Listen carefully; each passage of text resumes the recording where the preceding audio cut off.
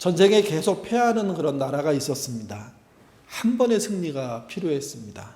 그래서 지휘관은 물론이고 온 부대가 전 전선에서 최선의 전쟁을 하지만 첫 번째 승리가 거둬지지 않는 겁니다.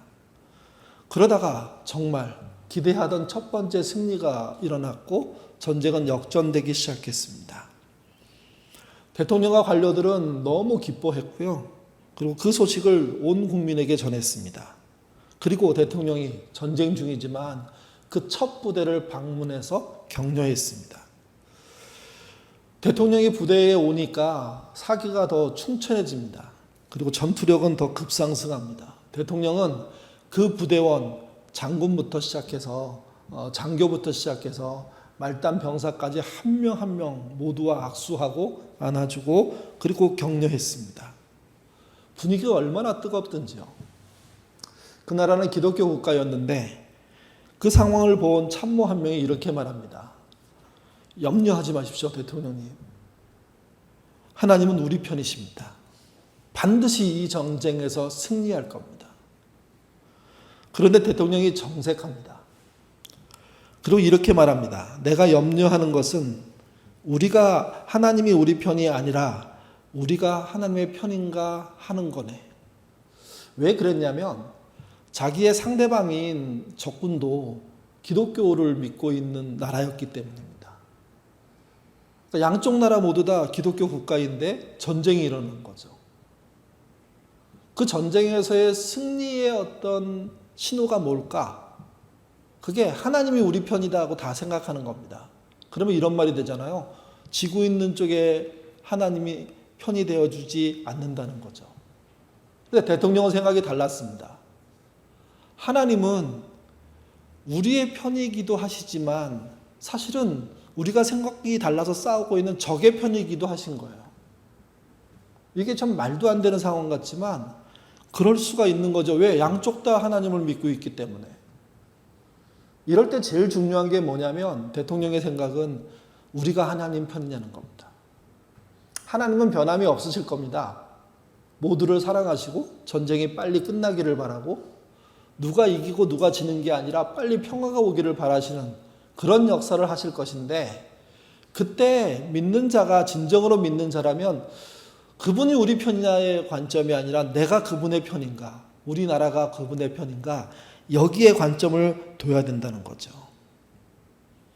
두 믿음은 굉장히 다른 믿음입니다. 하나님을 우리 편으로 만들겠다는 믿음은 순수할 때는 괜찮은데 타락한 사람들이 그런 믿음을 갖잖아요. 그러면 하나님을 사용하겠다는 겁니다. 써먹겠다는 겁니다. 반대로 우리가 하나님의 편이 되겠다는 것은 하나님께 쓰임받겠다는 의미이거든요. 신앙은 하나님을 우리가 쓰는 게 아니라 우리가 하나님께 쓰임받는 겁니다. 여러분도 그러셔야 됩니다. 내 편이 되신 하나님을 기대하고 내 편이 되신 하나님 때문에 내가 마음대로 살 수 있다고 생각하는 믿음은 오만이고 불신앙이죠. 여러분이 하나님 편이 되셔야 됩니다. 여러분이 하나님 편에 되기 위해서 애쓰고 노력하면 그분께 쓰임받는 일들이 벌어질 겁니다. 나이가 젊든 나이가 많든 상관이 없습니다. 우리 신앙의 중요한 과제는 내가 그분의 편이냐 하는 겁니다. 오늘 본문의 이스라엘은요, 하나님이 편대해 주셨습니다. 그래서 망가진 이스라엘을 하나님이 찾아오시고 기드온을 부르시죠. 이때 기드온은 어떤 사람이냐? 지지난주 두 번에 걸쳐서 약간의 설명을 드리긴 했지만 좀 정리를 해보겠습니다. 이때 기드온은요, 이스라엘을 대표합니다. 우리는 대표를 얘기하면 보통 우수한 사람, 앞장서는 사람, 전면에 나선 사람 이런 식으로 생각하잖아요. 리더 이렇게 생각하잖아요. 근데 기드온의 입장에서 이스라엘을 대표한다는 의미는 리더, 앞장서는 사람 이런 뜻이 아닙니다. 이스라엘은 당시 완전히 망가진 나라였거든요. 다른 나라에 의해서 7년 동안 수탈을 당하고 있었거든요. 스스로는 회복할 능력이 없는 나라였습니다. 기드온은 그런 나라를 대표하는 사람입니다.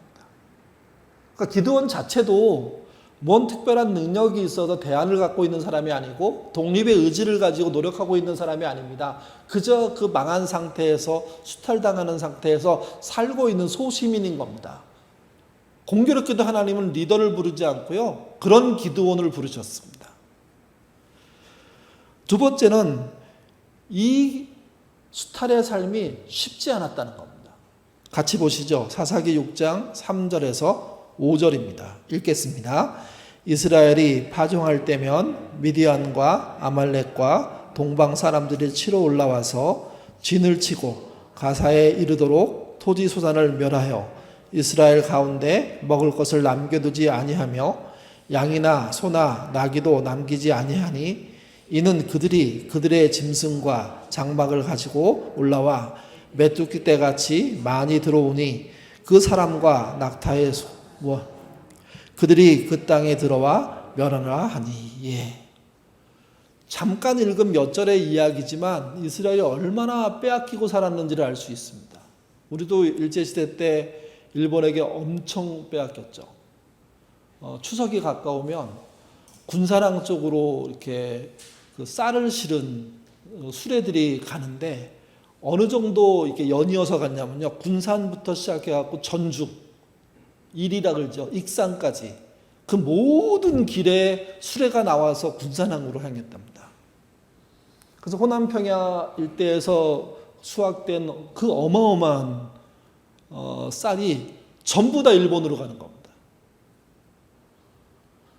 1년 뼈 빠지게 일을 농사를 지은 사람들이 모든 걸 빼앗기고 약간 남은 음식으로 그 쌀로 1년을 버티는 거예요. 자기들은 쌀밥 한 번 먹어보지 못하고 다시 또 1년 농사를 시작하고 보릿고개를 겪고 하는 일들을 경험하는 거죠. 그렇게 36년 수탈을 당한 겁니다. 본문에 이스라엘도 7년 동안 그런 수탈을 당하는데 거기 표현이 참 마음 아픕니다. 메뚜기 떼 같이 많이 들어와서 싹 쓸어버린다는 겁니다. 올 때마다 1년 내내 기대 가지고 이번에는 먹을 수 있겠지 하고 농사를 지어놨는데 때 맞춰 와가지고 짐승들을 몰고 와가지고 완전히 짓밟아버리는 거죠. 기드온은 그 짓밟히는 사람이었습니다. 근데 좀 다른 게 하나 있습니다. 짓밟히는 식민지 백성이지만 근데 그들의 아버지는 부자였습니다. 그게 세 번째 이야기입니다. 그래서 수탈을 모두가 당하고 있는데 그는 조금 먹을 게 있는. 그래서 오늘 우리가 기드온이 부름받을 때 특이한 게 뭐냐면 밀을 이렇게 껍데기를 벗겨가지고 밥을 해 먹으려고, 우리로 치면 도정하는 거죠. 그걸 하기 위해서 포도주 틀에 숨어가지고 그걸 하고 있다가 하나님께 부름을 받지 않습니까? 그러니까 기드온이라는 사람은 잘 준비된 사람이 아닙니다. 능력이 출중한 사람이 아닙니다. 이스라엘과 함께 짓밟히고 있는 사람이에요. 근데 그 중에 나름 좀 아버지가 부자여서 그래도 뭔가 이렇게 유지하고 살 수 있는 정도의 인물이었던 거죠, 이게. 실력으로 보면 형편없는데 하나님은 특이하게 부르십니다. 같이 보시죠. 11절에서 12절입니다. 읽겠습니다. 여호와의 사자가 아비에셀 사람 요아스에게 속한 오브라에게 이르러 상수리 나무 아래에 앉으니 마침 요아스의 아들 기드온이 미디안 사람에게 알리지 아니하여 하려 밀을 포도주 틀에서 타작하더니 여호와의 사자가 기드온에게 나타나 이르되 큰 용사여 여호와께서 너와 함께 계시도다 하매. 한마디로 말하면 하나님의 부름은 얼토당토 안 한 거예요. 말도 안 되는 거예요. 왜냐하면 우리가 알고 있는 준비된 자가 아니기 때문입니다. 가능성이 있는 자가 아니기 때문입니다. 독립의 의지라든지 하나님의 뜻을 따라 살겠습니다 하는 뭔가 이만큼의 소망도 없는 사람인 겁니다. 근데 그를 어떻게 부르십니까? 큰 용사로 부르십니다. 이게 기드온의 부름입니다. 부족한데 준비 안 됐는데 부름 받았다면 어떻게 해야 될까요? 그 사람은. 여러분들이 만약에 나는 별 생각 없이 살고 있는데 하나님이 확실한 소명을 주시고 확실하게 한쪽 방향으로 밀고 가신다면 어떻게 하시겠습니까? 둘 중에 하나입니다. 그 부름이 확실한지를 확인해야 됩니다. 아마 보통 사람이 그렇게 할 겁니다. 두 번째, 확인이 되면 최선을 다해야 됩니다. 기드온은 확신을 갖는 것을 위한 노력들은 합니다. 확인하죠. 근데 그게 최선의 결과로 나왔는지에 대해서는 좀 의문이 있는 사람인 겁니다. 그러니까 준비 안 된 상태로 부름받았고 기회를 얻었다면 최선을 다해야 되는데 그러기는 좀 어려운 사람이었다는 거죠. 비유를 이렇게 해서 되는지 모르겠는데요. 요리를 한 번도 해보지 않은 남편이 아내가 60세가 돼가지고 환갑 생일상을 차리기로 마음먹었습니다. 그래서 이제 당일날 아침이 됐습니다. 어떤 일이 벌어질까요? 요리를 잘 못하는 남편, 주방에 들어가 보지 않은 남편이 뭔가를 하겠다고 주방에 들어가면 바로 하는 일이 있습니다. 그거 어딨어부터 시작해서 결국 누가 나옵니까? 늘 일하던 아내가 나갈 수밖에 없죠. 뭐 물건만 찾아주면 잘할까요? 사온 것을 어떻게 요리할지, 어떻게 씻을지, 본인이 먹을 때는 아내가 어떻게 청결을 유지하고 어떻게 맛을 내고 어떻게 방법을 거쳐가지고 한 레시피가 있는데, 과정들이 있는데, 청결의 방법들이 있는데 한 번도 해보지 않았으니까 그걸 알 리가 없죠. 옆에서 그릇 빼주고 기다리다가 보고 있는 아내가 너무 분통이 터지고 열받아가지고 나중에 결국 아내가 하고 있는 그런 모습으로 끝나지 않을까요? 사사 기드온의 사역은요 꼭 그런 것 같아요. 아무 준비도 안 됐는데 최선을 다하지도 않아요. 하나님은 근데 고집스럽게 쓰고 싶어 하세요. 그러니 하나님이 꼼꼼히 앞서가는 일들로 벌어지는 거예요. 이게요. 하나님의 입장에서는 당신의 부름을 최선을 다해서 지키는 거지만 기드온의 입장에서는요. 될 대로 되라 하는 식의 느낌이 들 때도 많고 지나칠 때도 많아요. 무례할 때도 많아요. 나중에 가서는 더 엉망이 되기도 하거든요. 그래서 기드온의 부르심을 여러분 좀 잘 보셔야 됩니다. 많은 분들이 기드온의 300용사 생각하시면서 기드온이 대단한 분이라고 생각하는데 아니요. 실제 내용으로 들어가면 이분 정말 아슬아슬하다. 이런 분을 왜 불렀지 도대체 하나님은? 당시 사람이 그렇게 없었나? 이렇게 질문을 던질 수도 있는 거예요. 그게 왜 그러냐? 준비되지 않았는데 최선도 다하지 않아요. 자기의 마음만 해결하려고 그래요. 위로받고 뭐라 그래야 되나요? 확인만 받으려고 하는 거예요. 사사기 6장에 이제 부름 받습니다. 그때 하나님이 이런 말씀을 하세요. 16절에 내가 너와 함께 할 것이다. 미디안을 반드시 물리칠 것이다. 그 확신을 여러 차례 주셨어요. 그러면 부족하면 이제부터 물어봐야 될 거 아닙니까? 그래서 기드온도 물어봅니다. 17절, 18절 말씀 읽겠습니다. 기드온이 그에게 대답하되 만일 내가 주께 은혜를 얻었사오면 나와 말씀하신 이가 주 대신 표징을 내게 보이소서. 내가 예물을 가지고 다시 주께 와서 그것을 주 앞에 드리기까지 이곳을 떠나지 마시기를 원하나이다 하니 그가 이르되 내가 너 도까지 머무리라 하니라. 표징을 요구하는 건 할 수 있는 일입니다. 나는 준비가 안 됐고 생각도 없었으니까 하나님이 불렀으니까 그러면 진짜 하나님입니까? 물어볼 수 있죠. 모세도 그러지 않았습니까? 7번에 걸쳐서 계속해서 하나님이 누구인지를 확인해 나가잖아요. 하나님은 그 7번 내내 한 번도 화를 내지 않으셨습니다. 물론 나중에 가서 굉장히 심각한 분노를 나타내시긴 하셨지만 물어보는 것 자체가 잘못이 아닙니다. 모르니까. 그래서 표적을 달라고 합니다. 알려달라고 합니다.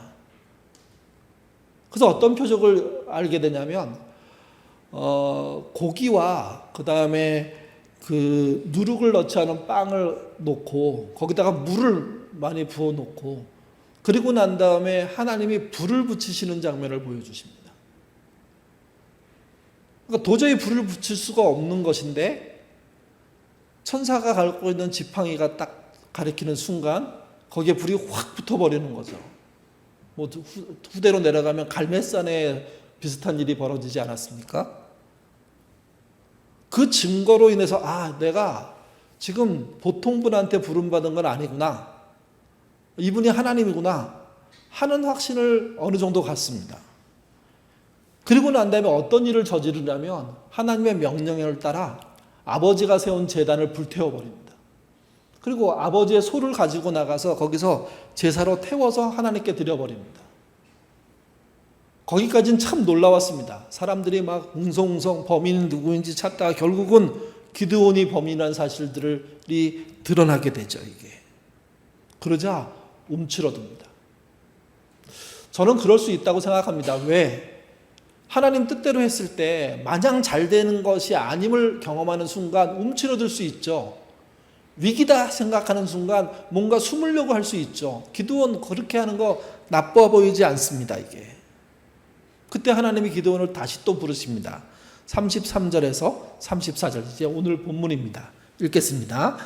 그때 미디안과 아말렉과 동방 사람들이 다 함께 모여 요단강을 건너와서 이스라엘 골짜기에 진을 친지라. 여호와의 영이 기드온에게 임하시니 기드온이 나팔을 불매 아비아셀이 그 뒤를 따라 부름을 받더라. 하나님이 다시 부르시고 그 부르심에 대해서 반응하는 장면이 그 본문에 나타나는데 그 본문은 어떤 본문이냐면 적이 쳐들어온 상황이었습니다. 그러니 나라 자체가 난리가 나고 긴장되죠. 그때 하나님이 34절에 보시면 여호와의 영이 기드온에 임했다고 얘기합니다. 이게 어떤 의미냐면 오순절날 성령이 불에 혀가 갈라지는 것처럼 마가의 다락방에 있는 120명의 사람들 각자에게 임하지 않았습니까? 그 임함의 모습이 성령 강림인데 여기서는 개인적으로 그 일이 벌어진 겁니다. 불의 모습은 아닌데 성령이 그를 이렇게 옷 입히듯이 완전히 감싸버린 겁니다. 그 성령의 충만한 역사, 강권의 역사가 이게 벌어진 거죠. 이게. 그리고 기드온에게 확신을 주시기 위해서 하나님이 어떤 일을 하시냐면 너 한 명만 부르는 것이 아니다 하는 이야기를 알려주십니다. 그래서 그 본문들에 보면 처음에 그 번제를 드리라고 했을 때 제단을 훼손하고 번제를 드리라고 했을 때는 10명의 종을 붙여주셨거든요. 근데 이번에는 아비에셀 사람들을 붙여줍니다. 기드온이 속해 있는 가문인 것 같습니다. 거기 사람들이 다수가 일어납니다. 그리고 쫓아가죠. 그것만이 아닙니다. 아셀, 스불론, 납달리의 지원군들이 등장합니다. 물론 지원 요청을 했습니다. 그들이 반응합니다. 그래서 이제 혼자가 아닌 겁니다. 혼자가. 그러니까 충분한 지원까지 얻었다면 그러면 이제 기드온은 뭘 해야 될까요? 맡겨진 일을 이제 시작해야죠. 준비는 안 된 사람이지만 최선을 다해야죠. 이게. 근데 그 사람들을 모아놓고 엉뚱한 일을 시작합니다. 이게 좋은 일인지 이게 나쁜 일인지를 좀 여러분 생각해 보셔야 됩니다. 하나님이 따라 해주셨으니까 좋은 일이라고 볼 수도 있습니다. 반대로 하나님을 그렇게까지 시험하는 게 옳은지 의문을 달 수도 있기 때문입니다. 이런 겁니다. 36절, 37절 말씀 읽겠습니다. 기드온이 하나님께 여쭈되 주께서 이미 말씀하신 같이 내 손으로 이스라엘을 구원하시려거든 보소서 내가 양털 한 뭉치를 타작마당에 두리니 만일 이슬이 양털에만 있고 주변 땅을 마르면 주께서 이미 말씀하신 같이 내 손으로 이스라엘을 구원하실 줄을 내가 알겠나이다 하였더니 시험을 한 겁니다. 진짜 나를 부르신 나의 족속, 나의 집안들을 부르시고 또 새 지파의 지원군들을 부르신 그분이 진짜 하나님이십니까? 그러면 증거를 보여주십시오. 그래서 양털을 꺼내놓고 이슬을 그 양털에게만 떨어지도록 생각해보면 이건 대단히 큰 자연적인 기적인데 그거를 베풀어 달라고 요구한 겁니다. 그대로 됩니다. 양털에서 물을 짰더니 그게 그릇에 가득 넘쳤다고 성경이 표현할 정도로 이게. 근데 여러분 잊지 않으셔야 됩니다. 이건 좀 잘 생각해 보셔야 됩니다. 이미 앞에서 증거도 줬고 사람도 붙여줬고 위기를 넘어오기도 했고 다시 불러주시고 성령으로 강권해 주시고 하는 일들이 이미 여러 방식으로 진행되고 있었습니다. 근데 다시 당신이 내 편인지 확인하기 위해서 내가 양털 가지고 이슬 내리는 걸 갖고 시험 한번 하겠습니다. 해 주십시오. 여기까지는 그래도 그럴 수 있을지도 모르겠다. 무례하지만 근데 문제는 여기서 끝나는 게 아니라는 거죠. 39절 40절에는 다시 또 한 번 반복됩니다. 이 본문을 읽을 필요가 없을 것 같아요. 왜냐하면 앞에 이야기를 다시 한번 반복하는 겁니다. 근데 물은 양털이 아니라 땅에 이렇게 맺히게 되는 거죠. 이게. 그러니까 기드온 입장에서는 확실하게 저분이 내 편이구나. 이런 확신은 가졌을지 모르겠습니다. 근데 여러분, 이 예가 기독교 역사 안으로 들어오면 하나님을 끝까지 의심하고 시험할 수 있다는 갑자기 동기부여처럼 사용됩니다. 이게. 내가 의심했어. 끝까지 물어야지. 아까 모세 이야기할 때도 7번 대화를 과정을 거치면서 거절하고 이게 반복되는데 근데 마지막 가서 하나님이 모세를 죽이려고 하셨거든요. 정확한 이유를 알 수가 없어요. 그 이유에 대해서는. 근데 뭘 느껴야 되냐면 우리가 하나님을 끊임없이 시험하면 하나님 우리를 가만두지 않으실 거라는 것에 대한 경고로 받아들여야 돼요. 이게. 기드온의 이 시험이 옳으냐? 저는 무례했다고 봅니다. 그 앞에 아무것도 없었다면 이게 할 수 있는 일이에요. 하나님은 그 일을 끝까지 해주셨어요. 그리고 또 아무 얘기 안 하셨어요. 왜? 이 사람이 준비되지 않았고 그 상태에 부름받았으니 그러니 이 정도는 해줘야 된다고 생각하는데 여러분 사람에게도 한 번 확인하고 2번 확인하는 것까지는 할 수 있는데 3번, 4번까지 가는 것은 굉장히 무례한 일입니다. 안 하면 안 했지 그런 식으로 의심하고 끝까지 뭔가를 흔들어 보는 일을 하는 게 옳으냐는 거죠. 이게. 이 얘기할 때 이렇게 얘기하는 분들이 계십니다. 한나가 그러지 않았느냐? 하나님께 해마다 매달리지 않았느냐? 근데 여러분 한나의 매달림과 기드온의 시험은 다른 겁니다. 한나는 자신에게 아들이 필요하다는 걸 처음 깨닫고 난 다음에 기도하기 시작했고 해마다 아들을 달라고 했는데 주시지 않는 것을 확인한 다음에 그 과정을 통해서 뭘 깨닫냐면 하나님의 사람이 없구나 하는 것을 깨닫습니다. 자기는 엘리가 하나님의 사람이라고 생각했는데 엘리가 그렇게 못 살고 엘리의 2 아들도 제대로 반응하지 못한다는 걸 알고 그가 어떤 헌신을 하냐면요. 내게 아들을 주시면 내 아들을 하나님께 드리겠습니다. 하나님 아들로 쓰십시오.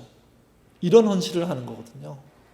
또 이거를 보고 많은 엄마들이 아들을 낳고 목회자로 바쳐버린 일들이 많이 발생했죠. 한나를 향한 특별한 예입니다. 그러니까 한나는 떼써서 거듭 시험하고 뭐 이런 게 아니에요. 자기의 필요함을 하나님께 구하다가 하나님께 뭔가 없는 것을 발견하고 자기 아들을 드리겠다고 해서 결국은 사무엘이 하나님의 정말 그 온전한 선지자라고 부를 정도의 사역을 하지 않습니까? 기드온의 이 무례함은 우리 신앙 안에 기독교 안에 굉장히 잘못된 신앙들을 만들어냅니다. 끊임없이 하나님을 시험하고 하나님을 이렇게 흔들고 하나님이 잘하나 못하나 테스트하고 내 편인지 아닌지 하는 것이 마치 믿음의 과정들을 확인하는 것처럼 설명하는 그런 식의 믿음들이 생겨난 거죠. 그리고 이 무례함은 기독교인들이 기독교 바깥에 있는 사람들에게 무례하게 행동하는 것으로 등장합니다. 하나님도 나한테 이렇게 맞추는데 너희들도 그래야지. 그래서 무례한 기독교라는 것이 등장하는 거죠. 이게. 기드온의 무례함을 본받아서는 절대로 안 됩니다. 내가 준비 안 돼서 부름받았다고 하더라도 몇 번의 하나님의 인도하심과 증거이면 그러면 그 다음부터는 최선을 다해야 됩니다. 최선을 다하지 않고 기분이 상하면 또 침체되면 염려가 생기면 두려워지면 그러면 하나님 또 꺼내가지고 하나님 진짜인지 아닌지 날 사랑하는지 안 하는지 계속 물어보는 것은 그건 믿음이 아니고요. 자기 만족입니다. 자기의 자존감을 위한 신앙생활을 하게 되는 거죠, 이게. 그래서 이렇게 생각하셔야 됩니다. 사실 모든 사람들은 준비되지 않은 상태에서 예수의 부름을 받았거든요. 그러면 기드온처럼 무례한 시험을 하는 자로 평생 사셔서는 안 된다는 교훈을 이 본문을 통해서 얻으셔야 됩니다. 나는 혹시 하나님을 끊임없이 시험하는 무례한 사람은 아닌가? 이제 그 무례함을 내려놓고 내가 할 수 있는 최선으로 주님을 섬기는, 주님을 믿는 그런 사람이 되어야 되는 건 아닌가 하는 생각을 해야 된다는 거죠. 우크라이나 지금 전쟁난 나라 바로 밑에 루마니아라는 나라가 있습니다. 현재 인구가 한 2천만 명 정도 좀 안 되더라고요. 작은 나라입니다. 과거로 올라가면 그 나라는 소련에게 속해 있는 지배당하는 나라였습니다. 그러니까 동구권 공산주의 국가인 거죠. 공산주의를 반대하는 사람이 없었던 게 아닙니다. 많은 사람들, 특별히 크리스찬들이 그 공산주의를 반대했습니다. 절대 굴복하지 않는 신자들이 많았고요. 그래서 그 나라를 떠나거나 또 그 나라 안에서 끊임없이 저항해서 감옥에 가거나 수용소 생활을 하거나 이런 분들이 참 많았습니다. 그 중에 한 분이 범블란트라는 목사님입니다. 그가 감옥에 갇혔습니다. 감옥에 갇혀 들어가는 때 그가 다른 모든 물건을 못 가지고 들어가는데 성경 하나를 숨겨서 갖고 들어갔습니다. 다행스럽게. 여러분 화면에 보시면 또 설교안에 보시면 사진 있잖아요. 보통 목사님 하면 이렇게 가운 입고 이런 사진이 남았을 건데 그런 사진이 아닌 거죠. 감옥에 죄수로 있는 사진의 모습입니다. 그가 아무도 모르게 성경을 읽어 내려갑니다. 그러다 어느 날 한 말씀에 크게 감동합니다. 그게 이사야서 41장 10절입니다. 아마 이 구절은 우리나라에서 있는 신앙인들 상당수가 이 본문에 도전을 받았을 겁니다. 같이 한번 읽어보죠. 읽겠습니다. 두려워하지 말라. 내가 너와 함께함이라. 놀라지 말라. 나는 내 하나님이 됨이라. 말씀이 걷잡을 수 없게 사람을 치고 들어오면 그 사람은요, 그 말씀에 눌리거나 그 말씀에 사로잡히게 됩니다. 범블란트란 목사님이 감옥에서 그런 경험을 한 겁니다. 전에 없었던 이 말씀의 침략이라는 거, 침노라 그래야 되나요? 그 공격을 받고 난 다음에 그는요, 자신에게서 두려움이 떠나가는 경험들을 하게 되는 거죠. 그리고 그는 감옥에서 당당하게 신자로서 정말 일반인은 할 수 없는 활동들을 합니다. 최선을 다합니다. 그때 그의 정신이 들어있는 말이 하나 있습니다. 같이 한번 읽어보죠. 읽겠습니다. 우리는 빈정거림과 비방을 받아도 온유한 사랑을 보일 것입니다. 이러한 태도는 충분히 가능합니다. 대장간의 좋은 모루는 망치에 아무리 맞아도 두려워하지 않기 때문입니다. 여러분 모루라는 거 아십니까? 모루?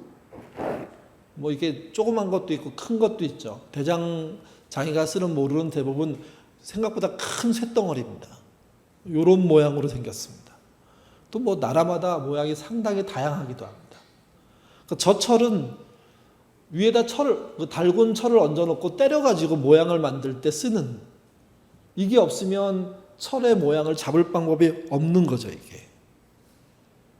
대장간의 좋은 모루는 망치를 아무리 맞아도 두려워하지 않는다. 그렇게 말하면서 그가 온갖 빈정거림, 믿음에 대한 희롱들을 그가 감내해냅니다. 근데 그 감내의 방법이 이거예요. 저항이 아니라 온유한 사랑이었습니다. 우리가 간디의 정말 뛰어난 비폭력 저항을 말하는데 이 목사님도 그런 깊이와 넓이를 루마니아에서 보여준 거죠, 이게.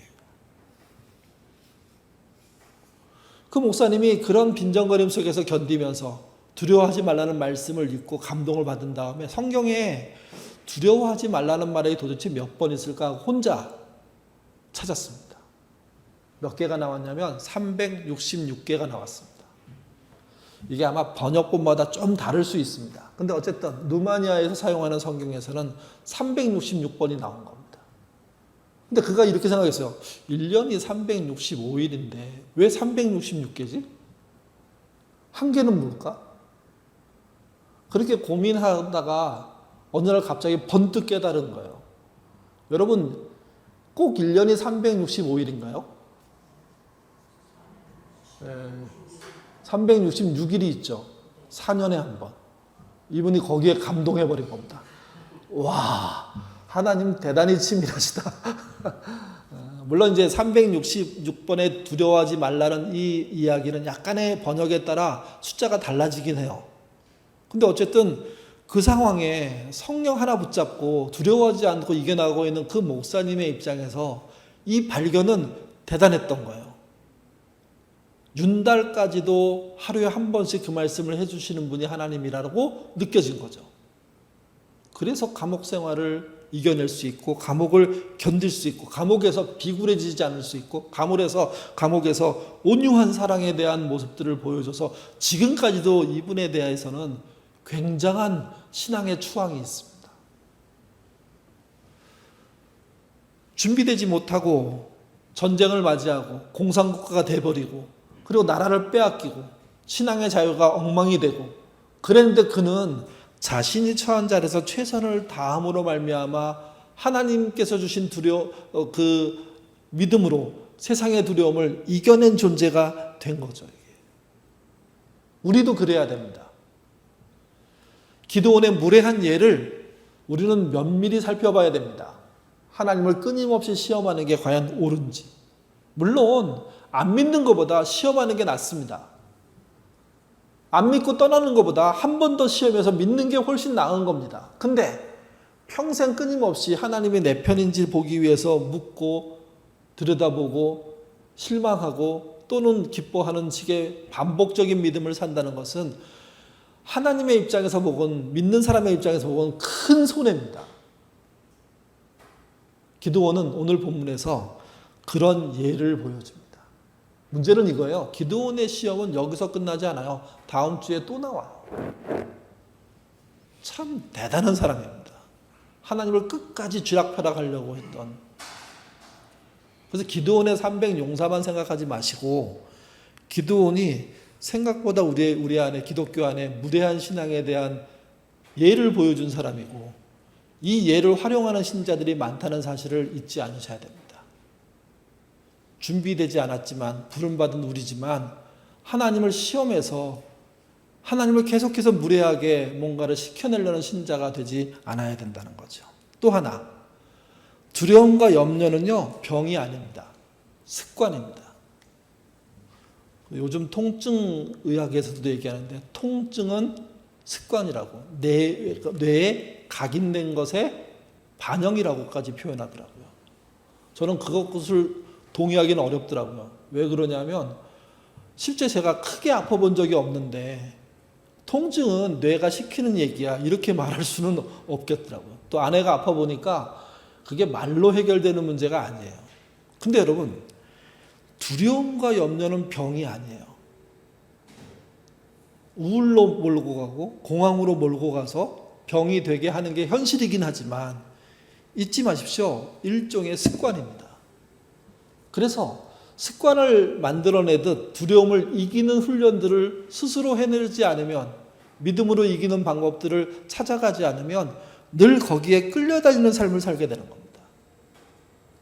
버물란트 목사님이 자기가 갖고 있는 성경에서 366개의 두려워하지 말라는 말씀을 확인하고 난 다음에 그래 윤달의 하루까지도 하나님이 두려워하지 않도록 인도하신다는 확신을 가졌던 그 해석이 우리도 좀 받아들일 필요가 있다는 겁니다. 염려가 습관이 되고 불안이 습관이 되지 않도록 해야 하는 거죠. 그 불안 때문에 하나님을 시험하고 하나님이 잘하시나 보는 그런 신앙으로 가지 않아야 되는 거죠. 그걸 넘어서서 오히려 나는 제대로 준비되지 않았는데 은혜로 부름받았으니 최선을 다하리라 하는 도전들이 필요한 겁니다. 그 도전에 하나님은 충분히 역사하십니다. 그래서 기드온처럼 하지 마십시오. 기드온처럼 하나님께 무례해지지 마십시오. 하나님께 약속을 지키시고 정말 하나님 앞에 신뢰 있는 모습으로 사시고 두려움을 이기는 모습으로 여러분들이 견뎌내시면 하나님이 여러분과 함께하는 그 역사를 통해서 누구도 하지 못한 일들을 일상에 이뤄나가실 겁니다. 그게 작든 크든 믿음으로 하는 일들은 결국은 그 사람의 쓰임새를 온전케 하는 일들이 되는 거죠. 우리의 부름이 제대로 잘 세워지도록 여러분의 삶과 노력들을 충분히 하시는, 최선을 다하시는 저와 여러분 되시기를 주님의 이름으로 부탁드립니다. 기도하겠습니다. 아무것도 염려하지 말라. 오직 기도와 간구로 너희 구할 것을 구하라고 하나님이 말씀하셨습니다.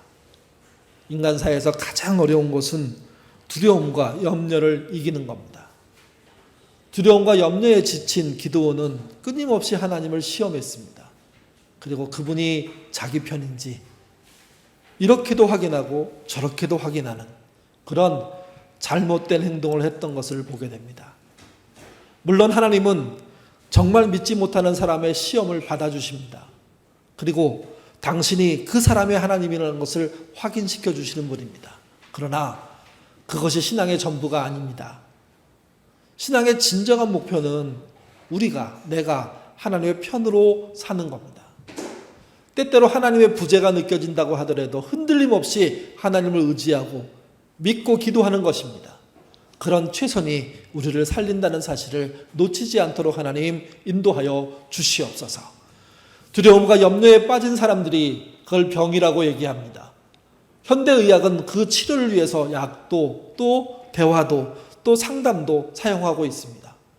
근데 분명한 사실이 있습니다. 두려움은 습관화된 것이고 염려가 습관화되면 늘 무너질 수밖에 없다는 겁니다. 그 습관을 무너뜨리는 신자 되도록 도와주시고 그 습관 때문에 하나님을 시험하지 하는 그런 오류 범하지 않도록 하나님 인도하여 주시옵소서. 믿는 자에게 구할 것은 믿는 자가 해야 할 일은 충성이라고 성경에 말씀하셨습니다. 우리 안에 부족하지만 우리가 갖고 있는 두려움을 떨쳐내고 하나님을 반듯하게 믿으며 그 하나님께 최선을 다하는 신자 되도록 이끌어 주시옵소서. 그래서 우리가 기도원의 믿음을 넘어서는 은혜 있도록 주님 도와주시옵소서. 특별히 병으로, 특별히 마음의 상처로 어려움 당하는 사람들이 있습니다. 관계 속에 깊은 어려움들을 당하는 사람들이 있습니다. 그들에게 두려워하지 말라고 말씀해 주시고 염려하지 말라고 말씀해 주시고 그 모든 것을 기도와 간구로 할 수 있다고 말씀해 주셔서 그들이 그 말씀으로 지금의 어려움들을 넉넉히 이기도록 인도하여 주시옵소서. 다시 한번 기도합니다. 우리는 준비되지 않은 상태에서 하나님의 은혜를 받은 사람들입니다. 우리가 해야 될 일은 최선을 다하는 겁니다. 그 최선을 정말 우리 일생껏 해낼 수 있도록 도와주시고 그래서 하나님의 받은 은혜에 조금이라도 보답이 되는 삶 살 수 있도록 도와주시옵소서. 감사하며 예수님 이름으로 기도드립니다. 아멘.